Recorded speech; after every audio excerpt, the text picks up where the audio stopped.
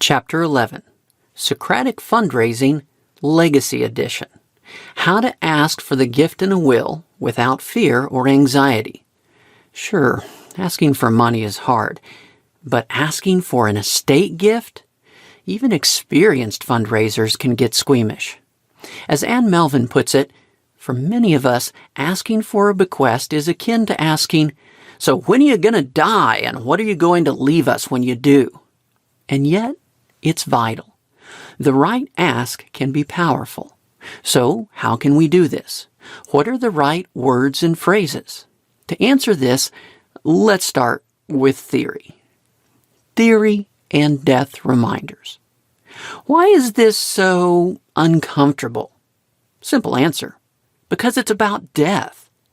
Death is an uncomfortable topic. More than that, the reality of our own death is a serious psychological problem. People use two solutions to the problem. One, ignore the problem. This is called avoidance. Two, live on after death. This is called symbolic immortality. Avoidance. Avoidance actively ignores personal mortality. It runs away from death reminders. It says, "This doesn't apply to me." It says, "I'll deal with that later." It's why most people don't have wills. It's why attendance at planned giving seminars is so small. Symbolic immortality. Living on after death isn't just about a religious afterlife. It means some part of one's identity, one's people, values, or story will continue on after death. This continuation is called symbolic immortality. Death reminders increase the desire for this symbolic immortality. They increase interest in making a lasting impact. But to be meaningful, the impact must support one's people, values, or story. Research experiments show this. For example, death reminders make people more protective of their social group and more resistant to outside groups.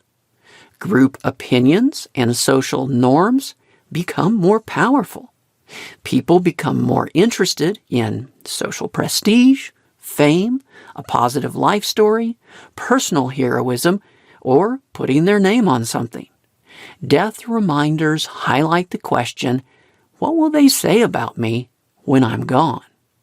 Phrasing equals preface plus ask. Academic theory is fine, but how do we actually do this? What do we say? The legacy ask usually consists of two parts, a preface and an ask. The preface makes the ask more comfortable. It provides motivation. It justifies the question or the gift. The ask then triggers a response. Let's look at some examples from experienced fundraisers. The ask itself can be harder or softer. It can be simple and blunt. The simple ask, will you? Examples of the simple ask include, would you be willing to include our organization in your estate plans? Say, Bill, does your will provide something for the organization? Would you join me as a member of our legacy society by making a planned gift? Would you join me in making a legacy commitment? Have you remembered XYZ in your will? Can you tell me if we are included in your will plans? The soft ask, would you consider? The ask can be a little softer. One approach is to add a phrase like, would you consider? Examples include, would you be willing to consider including us as one of the nonprofit organizations in your will?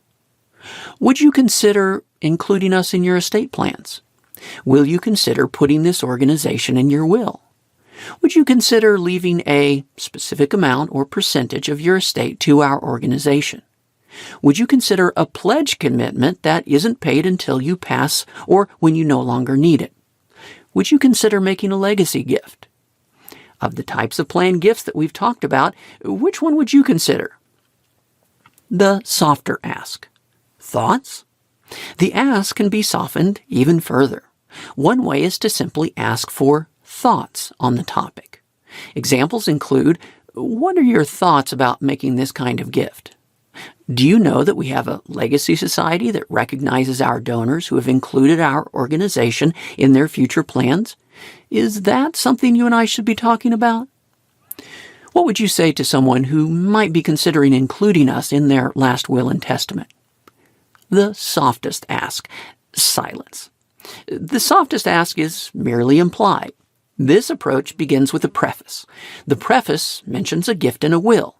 This is followed by silence. The other person can continue that conversation, or they can take it another direction. It all depends on their interest and comfort level. Use an ask phrase that fits your comfort level, or begin with a softer approach and then move to a more direct one. Ask research. Gift and a will. Ask phrases are relatively simple, but words still matter. In one experiment, the likelihood of agreeing to make a gift to charity in my last will and testament dropped significantly when replacing make a gift with either leave a legacy gift or make a bequest gift. In another experiment, people were twice as likely to want to read about gifts and wills as compared with estate giving, legacy giving, or bequest gifts. The same was true for will planning as compared with either estate planning or legacy planning. Some people perceive words like estate or legacy as a bit too grand. Those are for wealthy people, like on Downton Abbey. Those don't apply to people like me. But a gift and a will applies to everyone. If gifts and wills or will planning seems too narrow, don't worry. People use these terms to refer to all estate transfers, including living trusts, life insurance, IRA transfer on death, bank account transfer on death. Oddly, people were more likely to expect this full range of topics from clicking on gifts and wills or will planning than from either estate giving or estate planning. A longer list can also work if it starts with gifts and wills. For example, the share of people indicating they might be or were definitely interested in reading more on a charity website was 26% for gifts and wills, 25% for gifts and wills, trust or retirement accounts, and 24% for gifts and wills, trust, retirement accounts, or life insurance. For other plan-giving instruments, the rule is simple.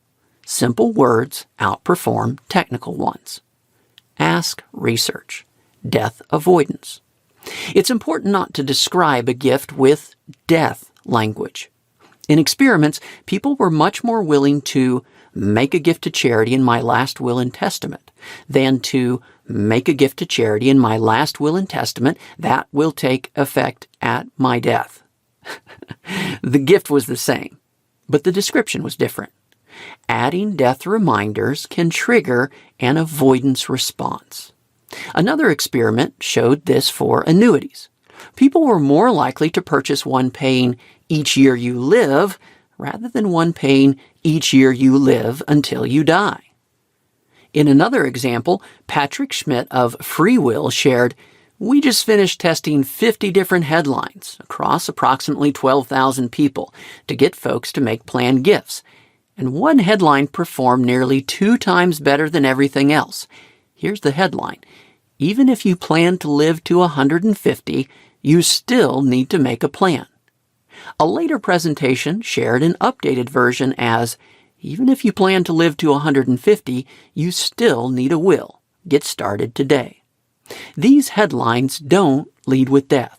They do the opposite. They lead with long life.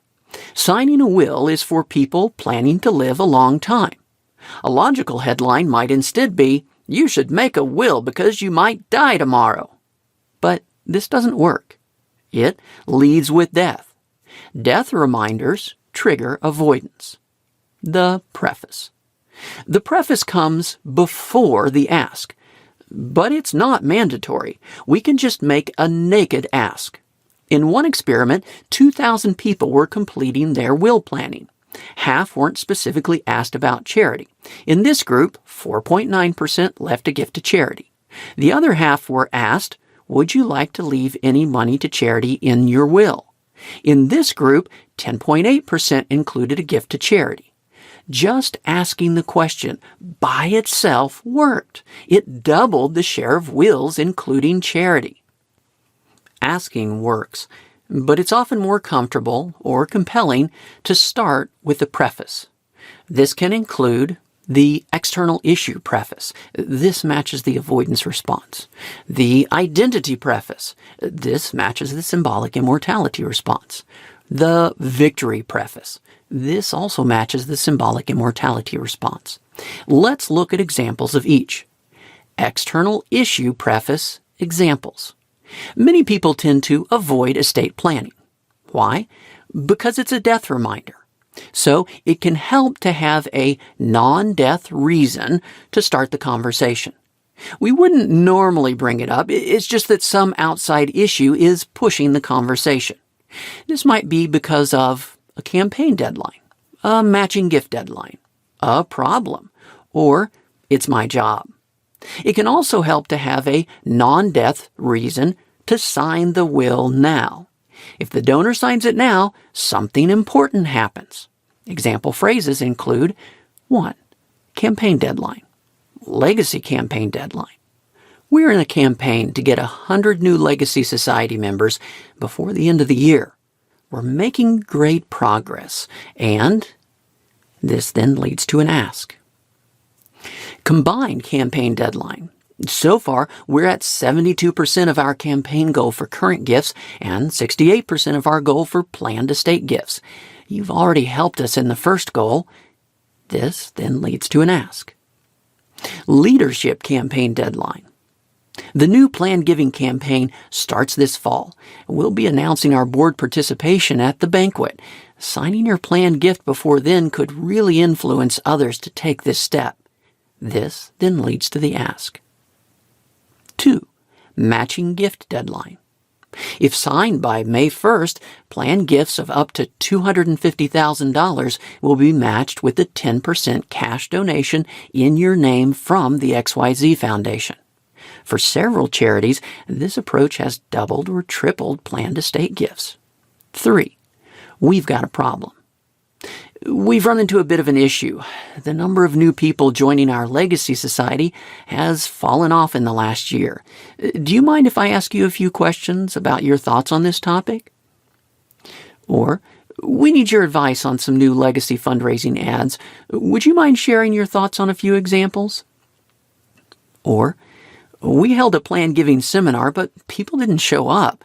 We're trying to figure out why. So we're asking donors like you to share your thoughts in a focus group. Would you be willing to take part? 4. Helping you is my job. For example, my job is to help donors plan their gifts. I help them make a lasting impact that is personally meaningful. This might look at multi-year strategies or even a gift and a will. Would you be willing to look at some of these options together? Or, part of my job is to show donors how to give smarter.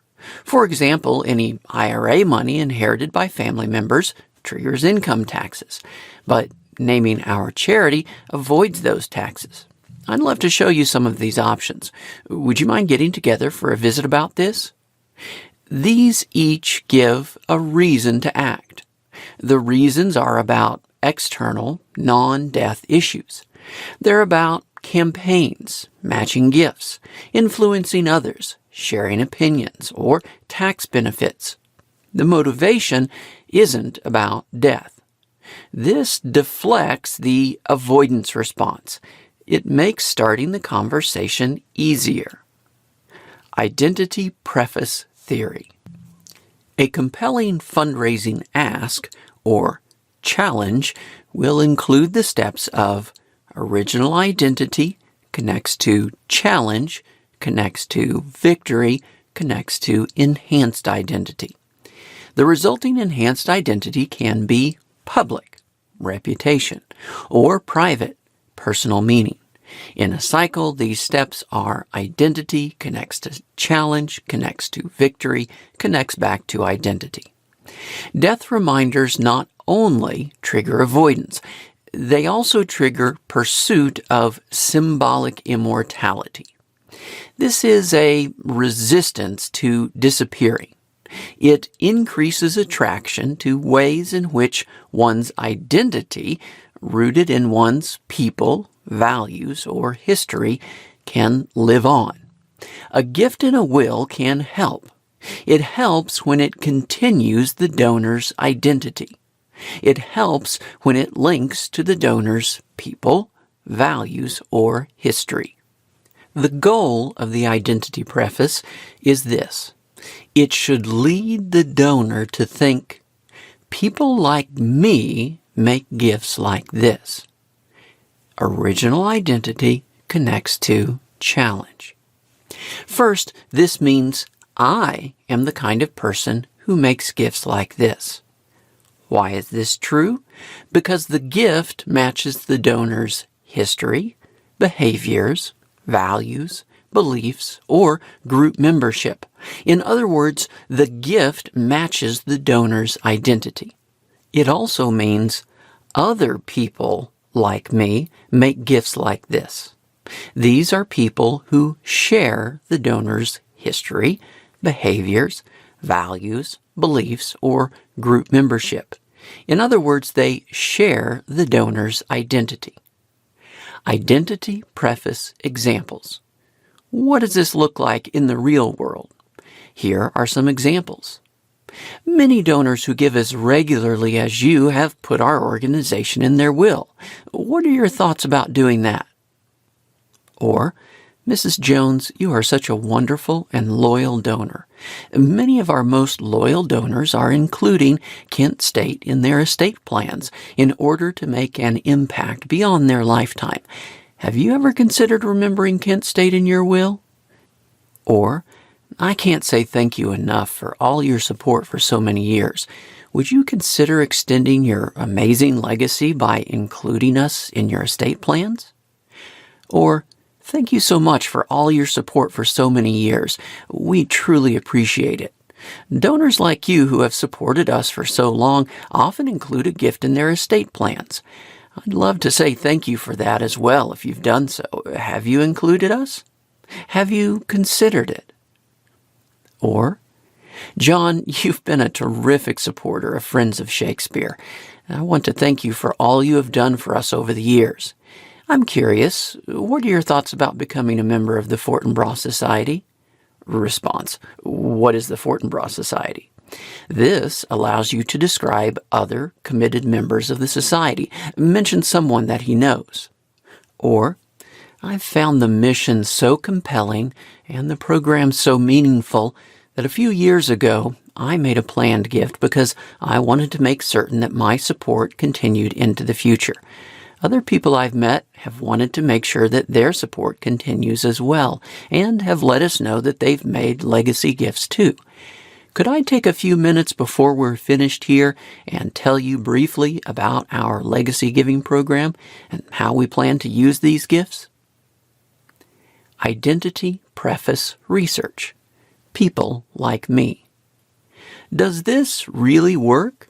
Experimental results say yes. In a test with 3,000 people completing their will documents, 4.9% left a gift to charity without being asked. They had no challenge. 10.8% did so when asked, would you like to leave any money to charity in your will? They had a challenge. 15.4% did so when the ask began with, many of our customers like to leave money to charity in their will. This connected identity, people like the donor, with the challenge. The last group was more than 3 times as likely to include a gift. Also, their average gift size was twice as large. Thus, asking the right question led to a 6-fold increase in legacy giving. In another experiment, people read the story of another donor, Sarah. She had made a planned gift. The effect of this story on their interest in making the gift varied. Statistically, it depended on their response to this question. Question: how much do you identify with Sarah?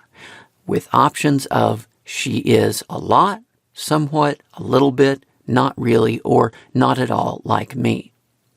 A story about someone the person felt was like me was powerful. Otherwise, it wasn't. Identity Preface Research, Your Life Story. Another experiment showed the power of life story references. It tested 24 bequest gift descriptions among nearly 10,000 participants. The phrase generating the highest intention to give was, "Make a gift to charity in your will to support causes that have been important in your life." This worked much better than simply, "Make a gift to charity in your will." Adding the last phrase was powerful. It connected the gift to the donor's values and life story. This increased giving intentions. Other results show the same answer. The social norm statement, "Many people like to leave a gift to charity in their will," became more effective when it was changed to, "Many people like to leave a gift to charity in their will because they care about causes that are important in their lives." The social norm was no longer just about other people making gifts. Now it was about other people making gifts that connected with their values and life story. This made the social norm more powerful. The donor's life story comes up in other types of research too. This theme arises in qualitative interviews with bequest donors. It even matches with neuroimaging research. Charitable bequest decisions engage visualized autobiography brain regions. Identity Preface Research, Your People, Family Tribute. Identity comes from one's people, values, and history. A bequest gift in honor of a loved one links to the donor's people. One experiment used the following steps. 1. Ask if there was a friend or family member who would have appreciated or would appreciate your support of cause type, such as organization examples. 2. Ask about the friend or family member's connection to the cause. 3. Ask about a bequest gift honoring a deceased or living friend or family member. Doing this worked. It dramatically increased charitable bequest intentions. In practice, introducing this idea can be simple. Suppose a response card asks, "Have you included this charity in your will or estate plan?" Under checkbox yes, simply add checkbox in honor or memory of blank person, blank relationship. Whether or not the card is returned, it can still work. It can work just by introducing the idea. In one experiment, mentioning this option helped. It increased interest in a bequest gift for 1 out of 4 people. In conversation, we can ask, "Some of the people with whom I meet are interested in hearing about ways to honor and memorialize their loved ones. Would you like to hear more about this option?" Victory Preface Research, Permanence. The final justification for a bequest gift is the most powerful. This is the victory justification. A victory describes a visualizable, personally meaningful outcome. Such victory outcomes are powerful for any type of gift, but legacy giving responds best to outcomes with permanence. Death reminds donors that they are going to disappear. Legacy giving can help. It helps if it provides a way in which the donor's identity, their people, values, or story can live on. Doctors Claire Routley and Adrian Sargent explain, the choice of charity to receive a bequest gift could, therefore, be a way of extending one's autobiography and thus a sense of self forward in time beyond one's physical death. This desire for gift permanence shows up in experiments. In one, a poverty relief charity was described as either 1, meeting the immediate needs of people, or 2, creating lasting improvements that would benefit people in the future. Normally, the first description generated more gifts. But for people reminded of their mortality, the results reversed. Death reminders made the permanence language more attractive. Other experiments show similar results. In one, people were 3 times more likely to prefer permanent funds for bequest gifts than for current gifts. In another, the most powerful motivation to make a second gift in memory of a loved one was the chance to make the fund permanent. Victory preface examples. Permanence. The ultimate victory in legacy giving is symbolic immortality. The donor's identity, his people, values, or story, lives on after death. Once the fundraiser understands this, she can use it. She can construct legacy products or giving opportunities that deliver this lasting impact. Just using permanence language to describe the gift's impact can help. But often, this will take the form of a permanent structure. This might be a scholarship, lectureship, or professorship. It might be an endowment funding a favorite part of operations. It might simply endow lifetime giving. If the charity is new or unstable, it might use an established community foundation to manage this fund. The ask can include permanence language. For example, would you consider leaving a legacy of a $100,000 bequest to ensure that the help you provide these families will continue in perpetuity? Or, you've been such a wonderful friend to this charity over the years. Many people like you want to include a gift in their will. My job is to help them plan that out so their gift will make a lasting impact. Do you mind if I share some options with you? Look, Bob, you've given to us for 8 years now. You've given over $300,000. That's fantastic. I'm here to build this charity for the long run, and you're building that with us. Have you ever thought about having this charity as part of your legacy plan? Victory Preface Research. Define a victory. Large estate gifts come with instructions. It is the instructions, the story, that make large gifts compelling. This is nothing new. In 2 studies of wills from the 1800s, charitable bequests were restricted in 14% of small cash gifts, 58% of real estate or large cash gifts, and 70% of gifts of a share of the entire estate. Large gifts produce a specific, usually lasting impact. That's the motivation for the size of the gift. Legacy income is all about the size of the gifts, not the number of donors.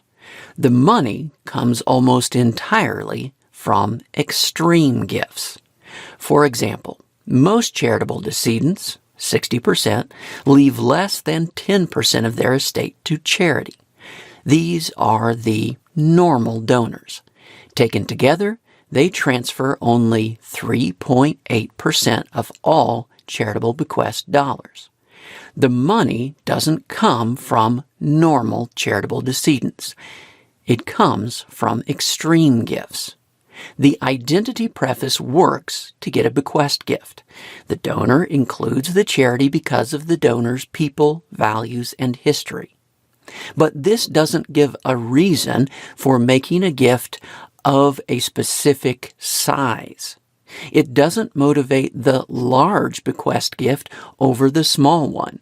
To do that, we must define a victory. Victory Preface Examples.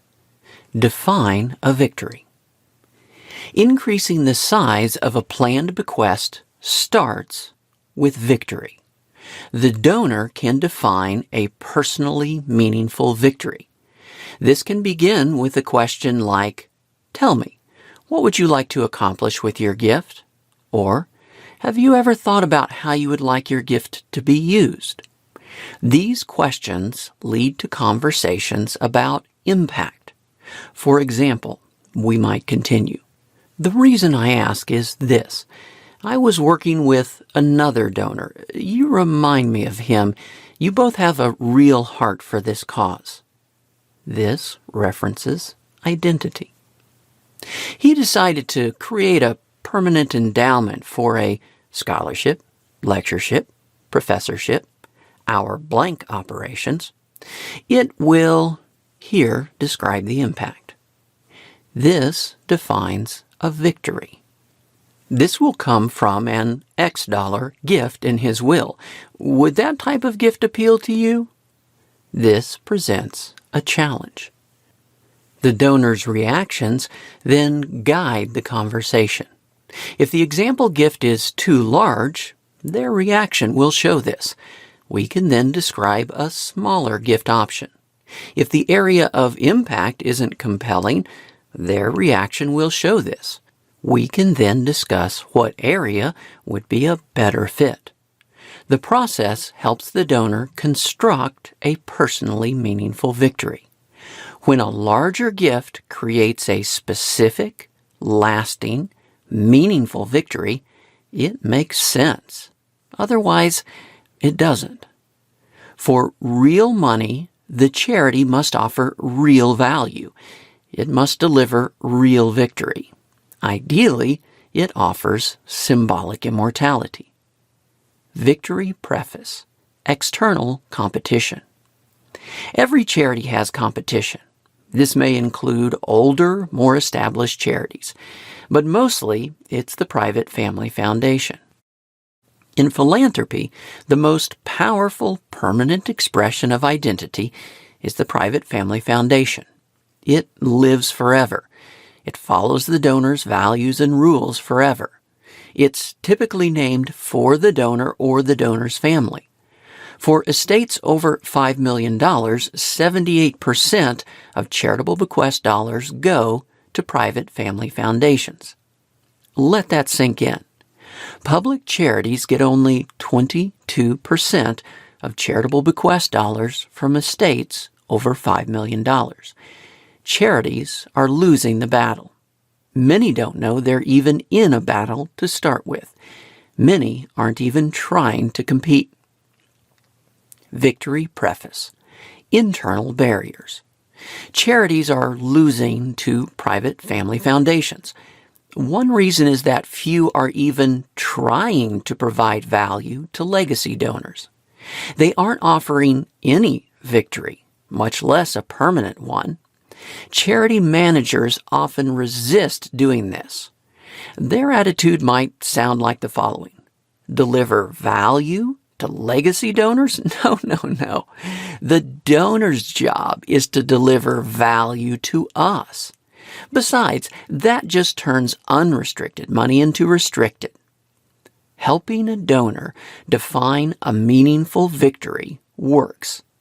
It makes the gift larger. But charity managers don't like donor instructions. How can we convince them?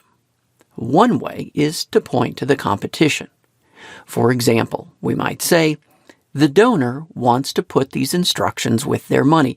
They can use a private family foundation, they can use the community foundation, but I would rather they gave it directly to us to manage. What do you think?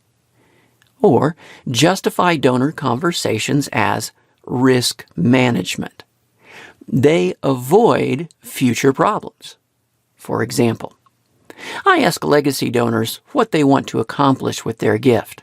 That way I can learn if they're going to put any instructions in their wills.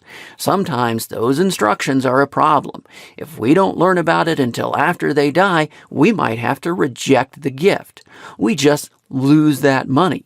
But if we can talk about their plans in advance, then we can agree on some feasible option. Delivering victory becomes managing risk, or it becomes managing competition. Either way, the goal is to translate. We want to deliver a powerful victory for the donor, but we need the charity manager on board as well. Conclusion. There isn't just one magic phrase. Instead, there are unlimited expressions of the magic ideas. A compelling ask connects the donor's original identity to the challenge, to a victory, to an enhanced identity. A compelling estate ask also does this, and it considers both avoidance and symbolic immortality. Remember these core principles. Then choose whatever phrase you like best. But you can do it. You can ask for the gift in a will. Postscript. The 4S method, stacking it all together. We've looked at the theory. We've looked at the phrases. Hopefully, you've found something that feels right for you. But what if you haven't? What if you're still nervous about all this? Let me end with the easiest, softest, but still highly effective method. It's my favorite.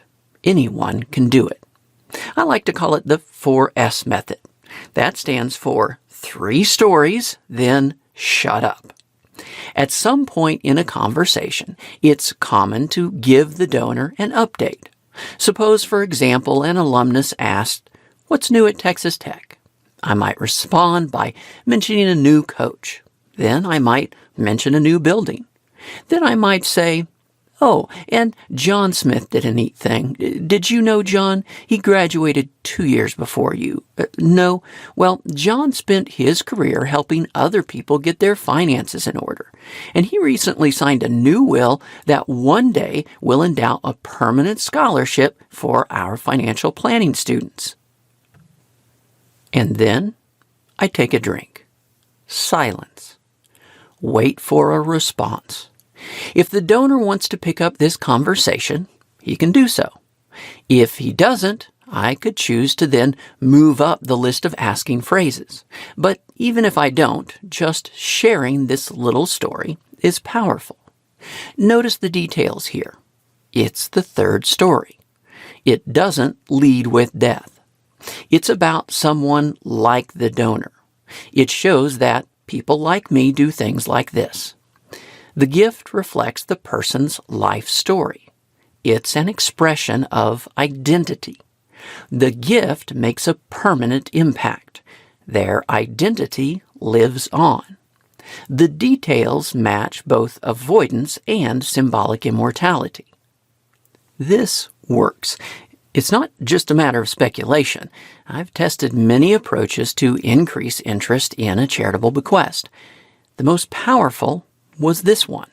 Share examples of other living donors whose estate gifts reflect their life stories. This brief story does that. It does so even if the conversation then moves in a different direction.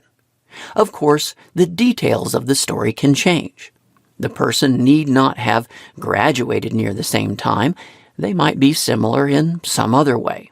Or you might simply say, "You remind me of another donor. It might be a story of someone you know. It might be someone you only heard about. But as long as it incorporates the underlying principles, the story can be powerful." Asking for a bequest gift can be scary, but anyone can learn to share 3 stories and then shut up.